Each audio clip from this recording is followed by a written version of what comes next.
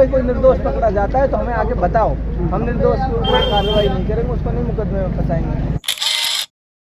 देखो, सामाजिक बुराई को रोकने के लिए जो फैसले लिए गए हैं, मीडिया के तमाम साथी वहाँ मौजूद थे, जिस तरह से बातें हुई, दहेज को लेकर बातें हुई और साइबर क्राइम को लेकर बातें हुई, पुलिस की जो प्रशासन की जो जिस तरह की का गुंडागिर्दी चल रही है, मैं तो उसे गुंडागिर्दी कहूँगा, उन तमाम चीज़ों पर बात हुई है, फैसले लिए गए हैं और पूरी आवाम ने एक मत होकर उन फैसलों पर सहमति जताई है कि हम उन पर मिलजुल कर काम करेंगे। आपको नहीं लग रहा कि मेवात के लोगों की आवाज़ जो दब गई है फिलहाल, और उसको उठाने के लिए कोई आप जैसे आप लोगों ने पहले कदम उठाए थे, आप लोगों को मैदान में आना ही पड़ेगा, अन्यथा जो कौम कितनी दहशत में है कि वो आगे बढ़ेगी भी। तो इसके लिए आप क्या करेंगे? देखिए, सबसे बड़ी जो लड़ाई है ना समाज की, किसी भी कौम की और मुल्क में और दुनिया में जितनी भी तब्दीलियाँ आई हैं, वो तमाम तब्दीलियाँ नौजवानों के बलबूते आई हैं, नौजवानों के संघर्ष के बलबूते आई हैं।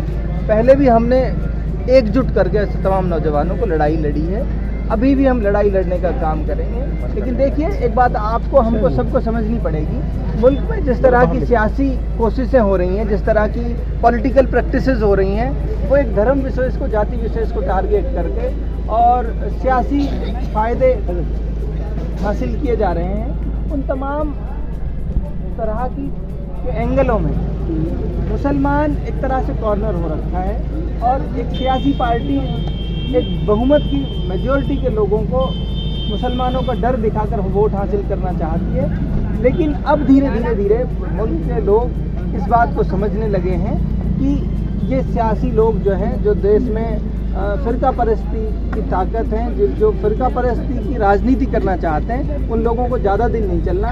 इस बार भी उन्होंने ये कहा था कि हमारी 400 पार सीटें आ रही हैं, लोगों ने उनको 240 पे ला के रोक दिया। वो तब जब लोग इस बात की लगातार दलील देते रहे हैं कि ये लोग बेईमानी करते हैं, ईवीएम के साथ छेड़छाड़ी के कितने सारे उदाहरण लोगों ने बताए हैं। तो उन तमाम तर कोशिशों के बाद लोगों को, तमाम मुल्क के लोगों को एक साथ खड़े होकर संघर्ष करना पड़ेगा। सिर साहब, एक आरोप ये भी लगता है, विपक्ष लगाता है, जैसे जो ये कि भारतीय जनता पार्टी, आरएसएस, जो भी मुस्लिम समुदाय के अलावा है, आरोप ये लगता है कि जिस प्रकार से मेवात के नेता और मेवात के उलेमा आज पंचायतें कर रहे हैं, मीटिंगें कर रहे हैं, साइबर क्राइम पर, अपराधों पर रोक लगाने की कोशिश कर रहे हैं, ये पहले क्यों नहीं की लोगों ने? पहले क्या था? अपराध पहले।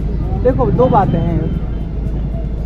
जो लोग प्रशासनिक लोग हैं, उनको कह रहा हूँ, प्रशासनिक लोग इस पूरे धंधे में लिप्त हैं 100 के 100%। एक आदमी जो साइबर क्राइम कर रहा है वो उतना ही गुनाहगार है, उसके साथ साथ जो पुलिस वाला 5 लाख की 2 लाख की रिश्वत लेकर उसको छोड़ देता है, वो बराबर का गुनाहगार है। तो साइबर क्राइम करने वाले से भी ज़्यादा बड़ा गुनाहगार है। जिस आदमी को, प्रशासन को इस काम के लिए लगाया गया था, जिन चीज़ों पे नकेल कसे, वो पैसे लेकर, रिश्वत लेकर ऐसे लोगों को छोड़ देते हैं। तब आज साइबर क्राइम करने वाले की सब तरह बातें हैं, लेकिन जो पुलिस प्रशासन में भ्रष्टाचार है उसकी कोई बात नहीं कर रहा।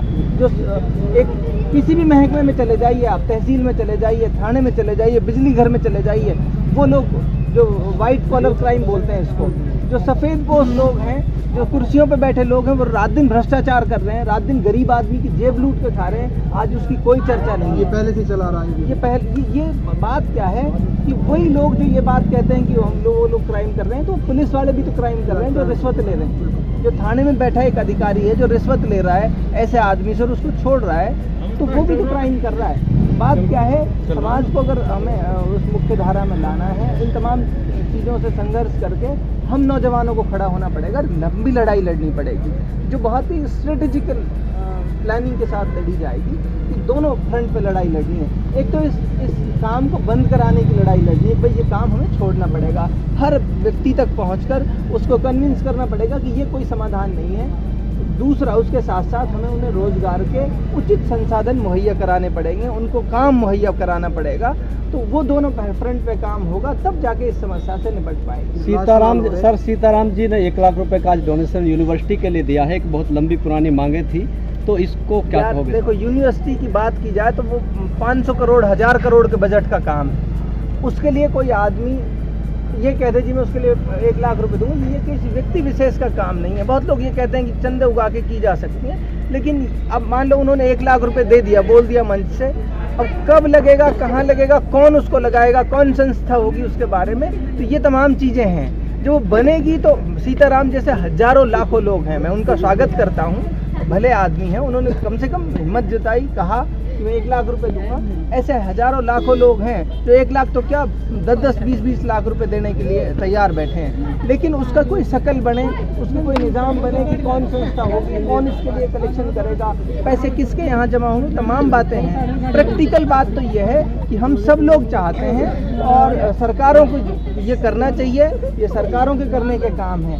आम आदमी तो जब घिर जाता है तो वो तमाम तरह के प्रयास करता है अपने व्यवस्था करने की। ये सब पुलिस जैसे उठाती है, मान लो 4 लोगों को उठाया, 2 लोग निर्दोष हैं, 2 दोषी हैं, उनके लिए आपका संदेश देना है, वो क्या करेंगे? निर्दोष हैं, ऐसा कुछ नहीं है कि मामले खराब हैं। मैंने एक बात कही, जो भी निर्दोष आदमी पकड़ा जाता है वो मुझे बताए, हम जैसे और तमाम लोग हैं, राजनीतिक लोग हैं, उनको भी बताए, और खुद आईजी हमेशा जब मीटिंग होती है पुलिस से, जहाँ वो एटलीस्ट ये बात तो कहते हैं कि भाई कोई निर्दोष पकड़ा जाता है तो हमें आगे बताओ, हम निर्दोष की कोई कार्रवाई नहीं करेंगे, उसको नहीं मुकदमे में फंसाएंगे। मैं कम से कम इतना कह रहा हूँ, आज तक जितने भी लोगों ने मुझे ये कहा है, गाँव के लोगों ने, भाई ये निर्दोष पकड़ा गया है, हमने उसकी लड़ाई ले ली है, तो पुलिस को पीछे हटना पड़ा है, पुलिस को उसे छोड़ना पड़ा है। आप हमें बताओगे तो हम इसमें 100% मदद करेंगे, 100% निर्दोष लोगों के हम साथ खड़े हैं, उनके साथ कोई ज्यादती होगी तो उसकी हम पूरी मजबूती से लड़ाई लड़ने का काम करेंगे।